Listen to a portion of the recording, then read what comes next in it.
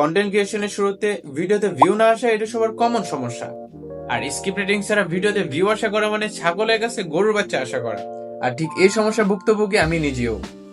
তাহলে চলুন শিখে নিই কিভাবে একটি পারফেক্ট স্ক্রিপ্ট লিখতে হয়। আর এটার জন্য আমরা 3টা স্টেপ ফলো করব।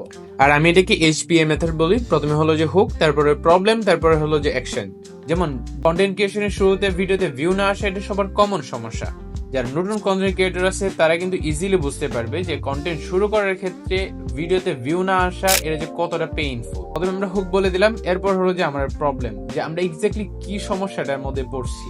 এরপর হলো যে অ্যাকশন, যে আমরা যে সমস্যার মধ্যে পড়ছি, আমাদের ভিডিওতে ভিউ আসে না, ওই সমস্যাটা আমরা কিভাবে সলভ করব। আর আমাদের এই প্রবলেমটা সলভ করার জন্য আমাদের একটা পারফেক্ট স্ক্রিপ্টের প্রয়োজন। আর স্ক্রিপ্টটা হবে যে এরকম ভাবে, শুরুতে হবে হুক, তারপরে প্রবলেম, দেন অ্যাকশন। সো আমরা পারফেক্ট একটা স্ক্রিপ্ট তৈরি করার জন্য এই 3টা স্টেপ ফলো করতে পারি। আর আজকে ভিডিওটা ছিল এই পর্যন্তই। যারা আমায় চেনেন না, আমি হানিফ, আমি একজন টেক এন্টারপ্রেনিয়র। আপনার কি মনে হয় এই 3টা বিষয়ের মধ্যে কোন বিষয়টা সবচেয়ে বেশি গুরুত্বপূর্ণ ছিল? কমেন্টে জানিয়ে দিন।